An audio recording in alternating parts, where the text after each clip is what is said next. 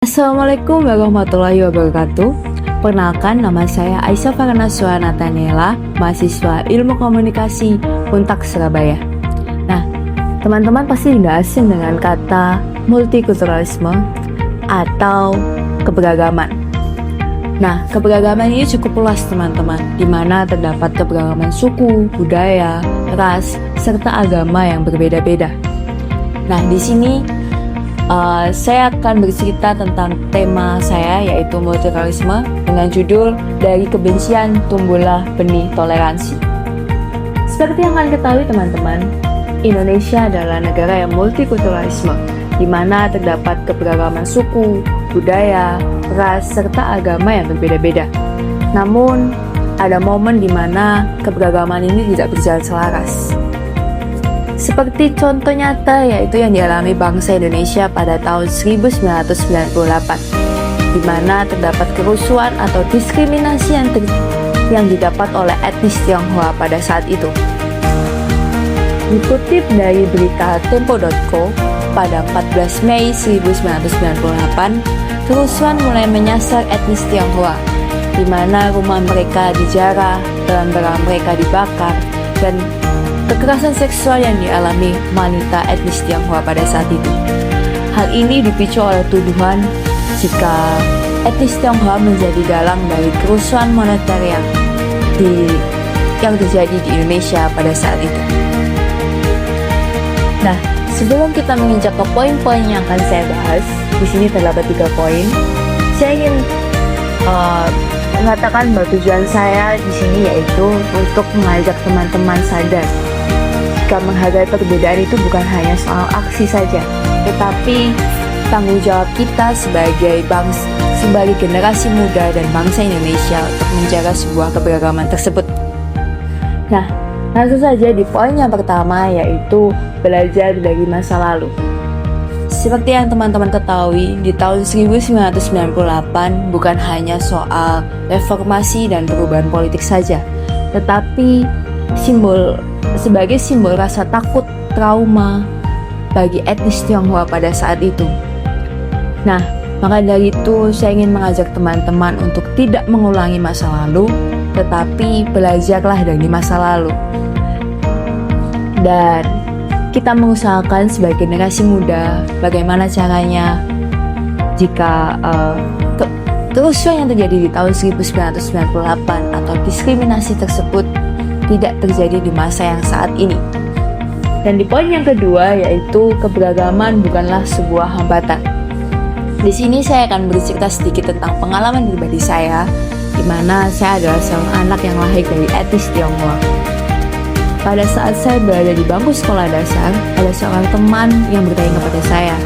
Pada saat itu saya berpikir kalau itu hanya sebuah candaan anak usia sekolah dasar, di mana dia berkata, "Oh, kulit kamu putih ya, pasti kamu juga pintar matematika."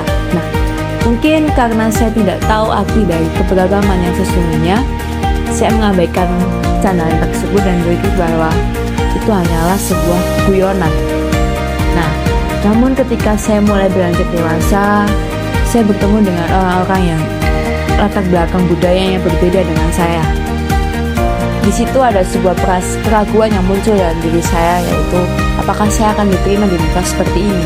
Namun yang saya dapatkan adalah kenyataan yang berbeda, di mana mereka yang mempunyai latar belakang berbeda dengan saya tidak sungkan atau tidak segan-segan untuk belajar tentang budaya saya. Begitupun saya sebaliknya. Nah, dari situ saya sadar bahwa latar belakang seseorang itu tidak hanya diukur dari stereotip saja, tetapi bagaimana secara kita dengan sikap yang terbuka menerima keberagaman itu.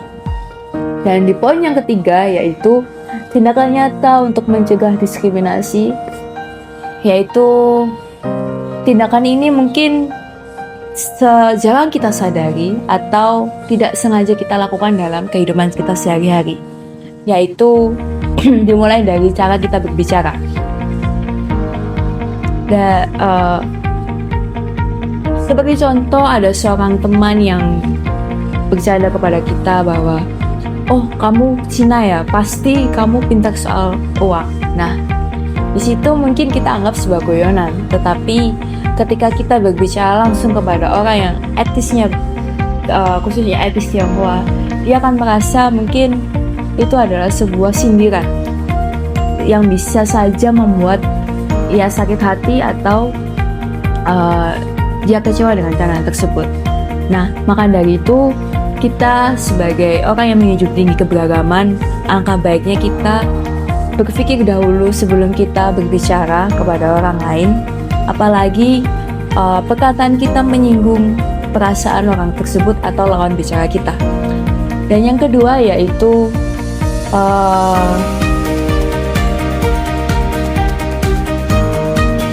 menjadi pendengar yang baik. Ketika ada seorang teman yang mengalami diskriminasi atau sindiran mengenai latar belakang budaya dia, maka yang kita harus mendengarkan dia sebagai teman yang baik, dan karena yang mereka butuhkan mungkin bukan hanya sebagai pemberi solusi saja, tetapi ketersediaan kita untuk menjadi pendengar yang baik. Nah, dari situ, dari ketiga poin yang telah saya paparkan ini,